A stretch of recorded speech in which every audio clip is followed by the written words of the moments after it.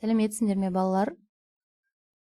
Бүгін біз 6-шы қиял әлемі бөлімінің бала қиялы тақырыбына келіп жеттік. Одан кейінгі сабақтарды өткізіп алмас үшін каналға жазылуды, осы видеоға лайк басуды ұмытып кетпеңдер. Әдеттегідей, бірінші тапсырма бізде мәтін берілген. Мәтінде менің атым Қожа әңгімесінен үзінді берілген. Бұл әңгімеде Сұлтан мен Қожа екеуі біраз әлденіп алып балықтарды соя бастайды. Олардың балыққа барған кезде суреттеледі.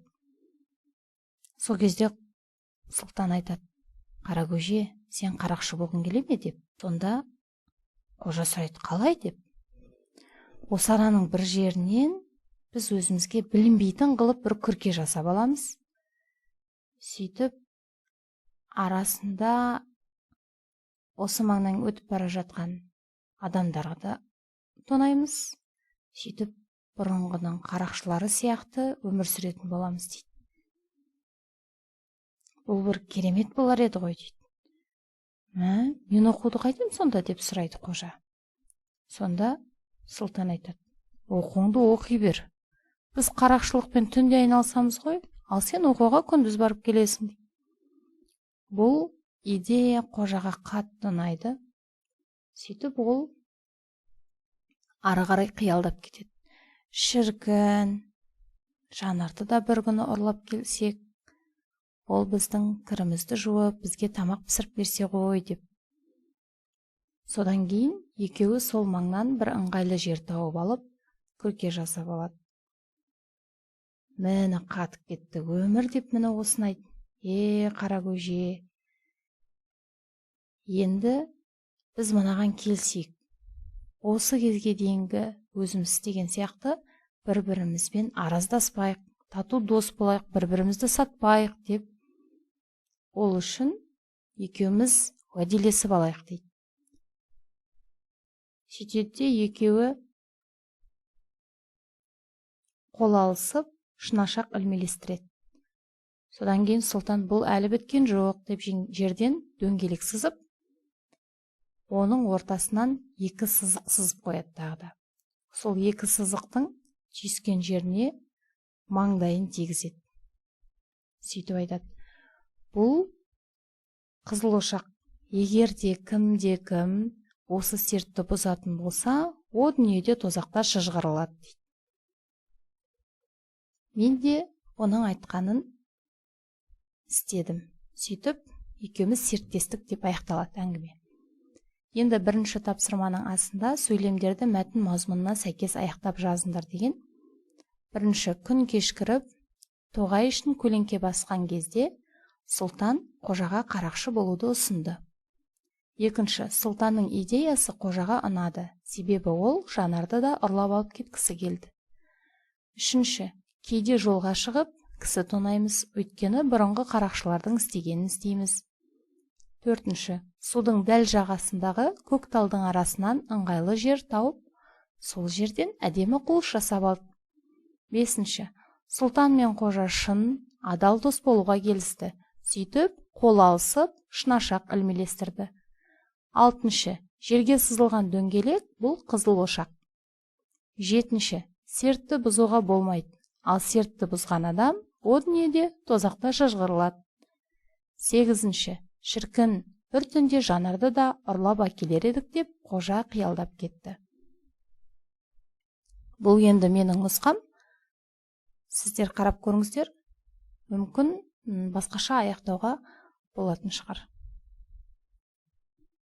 Енді бірінші тапсырманың әсінде мәтіннен күрделі сөздерді тауып, кестені толтырыңдар дейді. Бұл өткен тақырыпқа байланысты берілген тапсырма. Мен бұл жерде мысал ретінде 8 күрделі сөзді тауып жазып қойдым. Күрделі сөз емес, туынды сөздерді.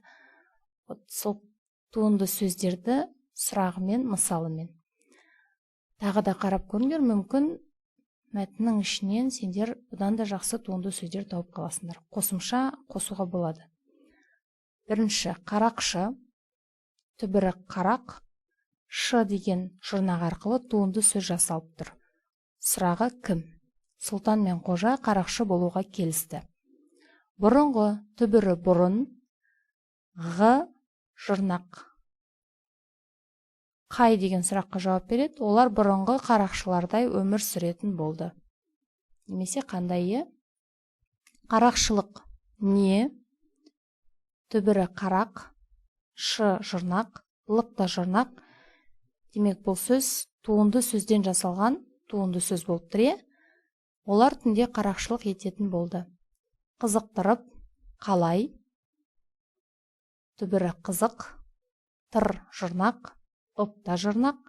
Сұлтанның идеясы қожаны қызықтырып жіберді. Жеке алған кезде бұл сөз, қызықтырып деген сөз қалай деген сұраққа жауап берсе де, мына жерде ол қызықтырып жіберді болған кезде не істеді деген сұраққа екеуі бірге күрделі сөз ретінде, тіркескен сөз ретінде екеуі бірге не істеді деген сұраққа жауап береді. Ыңғайлы қандай? Түбірі ыңғай, лы жұрнақ. Олар күрке жасауға ыңғайлы жер іздеді. Әдемілеп қалай? Түбірі әдемі, ле жұрнақ, п жұрнақ. Екеуі күркені әдемілеп жасап алды. Оймақтай, түбірі оймақ, тай жұрнақ. Қандай? Лашықтың аузы оймақтай кішкентай болып шықты. Опасыздық не? Түбірі опа, сыз жұрнақ, дықты жұрнақ. Сұлтан мен қожа бір-біріне опасыздық жасамауға серт берді. Енді бүгінгі тақырып тіркесті сөздер мен қос сөздер болады. Тіркесті сөздер екі я одан да көп сөзден құралып, бір ұғымды білдіретін, бір сұраққа жауап беретін күрделі сөздер. Яғни екі сөз бір-бірінің соңынан вагондар сияқты тіркесіп жүреді. Екі сөз болуы мүмкін, ол жерде үш сөз болуы мүмкін. Нақты осынша сөз болу керек деген жоқ. Мұндай сөздер мағынасы жағынан бір ұғымның атауы болып келеді, бірақ бөлек жазылады. Мысалы, сөз таптары, қараторы, 500 деген мысалдар. Енді сөз дегенді жеке алатын болсақ, ол басқа мағына білдіреді. Тап деген сөзді жеке алатын болсақ, ол басқа мағына білдіреді. Ал екеуін қосқан кезде ол мүлдем басқа мағына білдіріп кетеді. Және бір сұраққа жауап береді. Қара торы дегенде де. Қара деген жеке алған кезде ол бір түс. Торы дегенде түстің атауы, бірақ қара торыны бірге алсақ, ол мүлдем басқа түстің атауы. 500 дегенде дәл солай.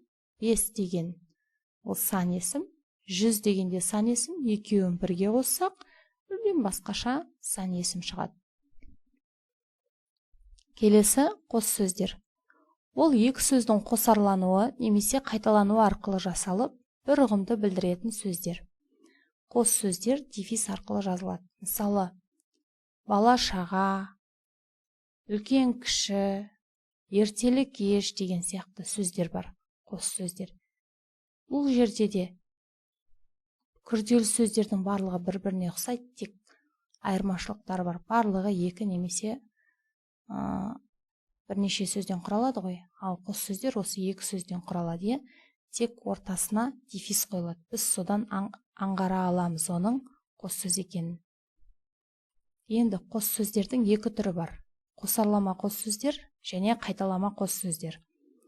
Қосарлама қос сөздер екі сөздің қосарлануынан жасалады. Мысалы, бала шаға, үлкен кіші, алыс жақын, алыс беріс, атақ абырой, тағы басқа. Барлығы дефис арқылы жасалып тұр, жазылып тұр. Енді қайталама қос сөздер екі сөздің қайталанып айтылуынан жасалады. Бұл оның қосарлама қос сөздерден айырмашылығы. Мысалы, көре-көре, сөйлей-сөйлей деген сияқты қос сөздерді мысалға келтірсек болады. Енді қос сөздердің тағы да мынандай ерекшеліктер бар. Кейбір қос сөздердің екі сыңарда мағыналы болады. Мысалы, үлкен кіші деген мысалды алатын болсақ, екі сыңарының да мағынасы бар. Ал кейбір қос сөздердің бір сыңары мағыналы, ал екінші сыңары мағынасыз болады. Мысалы, бала шаға, Бұл жерде бала деген сөздің мағынасы түсінікті, ал шаға деген сөздің мағынасы түсініксіз. Киім, кешек. Бұл жерде де киім деген сөздің мағынасы түсінікті, кешек деген сөздің мағынасы түсініксіз. Ғалымдардың айтуы бойынша бұл сөздердің алғашында мағынасы болған, кейін уақыт өте келе ол сөздер мағынасынан айырылған дейді. Енді ал үшінші бір топ қос сөздердің екі сыңары да мағынасыз болады. Мысалы, ығы жығы деген сөзді алатын болсақ, екі мағынасы да ешқандай мағынаны білдірмейді. Ол осы екі сыңарда мағынасыз болып келетін қос сөздер көбіне еліктеу сөздер деген сөз табына тән. Сендер олар туралы алдағы уақытта білетін боласыңдар. Енді екінші тапсырма, берілген сөздердің ішінен тіркесті сөздерді теріп жазыңдар дейді. Жақсы көру, 25, қызыл ала, жедел жәрдем, еңбек ету, қызмет ету, қазақ тілі деген сөздерді тіркесті сөздер деп көрсеттім. Себебі жақсы деген сөзді алатын болсақ, және көру деген сөзді алатын болсақ, екеуі жеке-жеке тұрған кезде мүлдем басқаша мағыналар береді. Ал жақсы көру деген екеуін қосқан кезде олар бір сұраққа жауап береді. Не істеу деген сияқты. Және бір ғана ұғымды білдіреді. 25. Неше, е? Ал енді мынау оның кәдімгі сөз тіркестерінен айырмашылығы осы тіркесті сөздердің. Оны оп-оңай тауып алуға болады. Қалайша? Мысалы, мына жерде әдемі күрке деген сөз беріліп тұр, е? Олардың әрқайсысына жеке-жеке сұрақ қоюға болады. Қандай күрке? Әдемі күрке. Әдемі не? Әдемі күрке деген сияқты, е? Ал мына жерде жақсы көру деген сөзге қалай көру деп сұрақ қоя алмаймыз. Не істеу деген бір сұрақ қана қойылады. Екі дос дегенде де дәл сондай. Неше дос? Екі кім? Мысалы, сол сияқты әрқайсысына әйтеуір жеке-жеке сұрақ қоюға болады. Қызыл ала деген кезде де әрқайсысына жеке-жеке сұрақ қоймаймыз. Жедел жәрдем дегенде де дәл солай. Осылай оны оп-оңай ажыратып алуға болады. Үшінші тапсырма, күрделі сөздерді тауып жазыңдар дейді. Бұл да тура алдыңғыдай тапсырма. Ас пісіру, тіл білімі, 36, ауа райы, оқушылар сарайы, жаттығу залы деген сөздер күрделі сөздерге жатады. Төртінші тапсырма, қос сөздерді жасалуына қарай екіге ажыратыңдар дейді. Жаңа алдында ғана айттық, қос сөздер, қосарлама қос сөздер және қайталама қос сөздер болып екіге бөлінеді деп. Бұларды ажырату оп-оңай. Қосарлама қос сөздерге ел жұрт, жалт жұлт, үлкен кіші, киім кешек, қысы жазы деген қос сөздер жатады. Ал қайталама қос сөздерге топ-топ, көзбе-көз, ірі-ірі, дір-дір деген қос сөздер жатады екен. Бесінші тапсырмада қос сөздерді сыңарларына қарай кестеге топтап жазыңдар дейді. Бұл жерде екі сыңарда мағыналы қос сөздерді, бір сыңары мағыналы, екінші сыңары мағынасыз қос сөздерді, екі сыңарда мағынасыз қос сөздерді ажыратып жазу керек екен. Екі сыңарда мағыналы қос сөздерге әке-шеше, ағайын туыс, құрт-құмырсқа, қазақша ағылшынша, асты-үсті, бақа-шаян, кей-кейде, береке-бірлік, сөзбе-сөз, ұрыс-керіс, аяқ-табақ деген қос сөздер жатады. Бір сыңары мағыналы, екінші сыңары мағынасыз қос сөздерге бала-шаға, сүт-мүт, тәп-тәтті, жып-жылы, тым-тырыс деген сөздер жатады. Себебі сүт деген сөз түсінікті, мүт деген сөз мағынасыз, е? Тәп-тәтті дегенде де біреуі ғана мағыналы, біреуі мағынасыз. Екі сыңарда мағынасыз қос сөздерге ығы, жығы. Мына жерде ығыдан кейін үтір болмайды, мен қате жазып қойыппын. Ығы, жығы, мұж-мұж, сарт-сұрт, пұш-пұш деген қос сөздер жатады. Бұлардың екеуін жеке-жеке алсақ та, ешқандай мағына білдірмейді. Алтыншы тапсырмада әдеттегідей тыңдалымға байланысты тапсырма берілген. Тыңдалым мәтінінде өте қызық ертегі беріледі. Аладдин туралы. Аладдиннің кім екенін білетін шығармыз, е? ежелгі бір парсы елдерінің бірінде бір тігінші өмір сүріпті дейді. Ол тігінші өте кедей болыпты. Оның бір ғана ұлы бар екен. Тігіншінің аты Хасан, ал ұл баланың аты Аладдин екен дейді. Күндердің бір күнінде тігінші ажалы жетіп қайтыс болады. Сөйтіп Аладдин бір күні базарда жүрсе, оны бір көпес көріп қалады. Сөйтіп оның қасына келіп, жылап, құшақтап, «О, сен Хасанның баласы емессің бе? Мен оның бауыры едім. Ол солай қайтыс болған, қандай жаман болды» деген сияқты жылап, «Сені тауып алғам, қандай жақсы болды» деп құшақтап көрсет дейді. Сөйтіп Аладдин үйіне келген кезде анасына бұл оқиғаны айтып береді. Сөйтсе анасы қатты таңғалады. Себебі ол оның күйеуінің сондай бауыры бар екенін білмейді екен. Сөйтіп ертесі күні сол көпес Аладдиннің үйіне өзінің сыйлықтарын көтеріп келеді. Сөйтіп Аладдинді «Мен бұдан мықты көпес шығарамын» деп өзімен ертіп алып кетеді. Сөйтіп базар аралатып, біраз уақыттан кейін Аладдинді өзімен бірге қаланың сыртына қарай алып кетеді дейді. Қаланың сыртына жеткен соң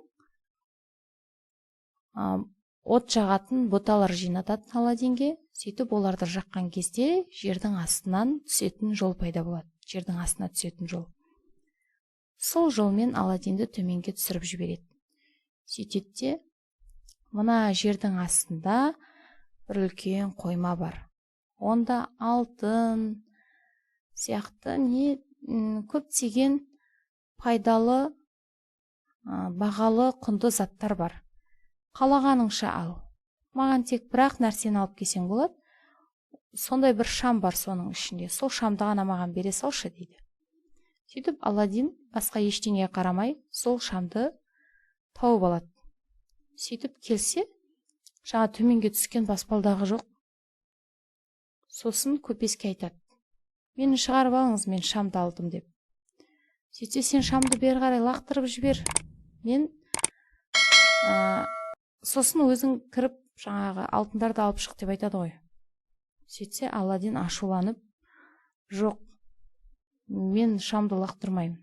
Сіз әуел мені шығарыңыз мына жерден» дейді. Сөйтсе, көпес қатты ашуланып қалған кезде ол есік жабылып қалады дейді. Аспанға шығатын жол жабылып қалады дейді. Содан Аладдин енді не істеймін деп, ол да ашуланып шамды үйкеп жібереді дейді, ысқылап. Сөйтсе, бір жын пайда болады да: «Не қалайсыз әміршім?» деп сұрайды. Алғашында Аладдин одан шошып кетеді. Бірақ соңында «Мені үйіме жеткізші» дейді. Жын оны лезде өзінің үйіне жеткізеді. Үйіне жеткен кезде үйде тамақ жоқ екенін көреді. Тағы да жынды шақырып, оларға жейтін тамақ сұрайды. Сөйтіп ол оған тағы да тамақ беріпті мыс дейді. Сөйтсе, көпес деген ол Аладдиннің ғана сол төмендегі жатқан шамды алып шыға алатынын білген екен. Ол сондай жаман ойлы адам болып шығады. Енді осы мәтін мазмұны бойынша дұрыс жауапты белгілеңдер дейді. Оқиға ертедегі Парсының бір қаласында болған. Бұл дұрыс. Кітапта өзі белгіленіп тұр.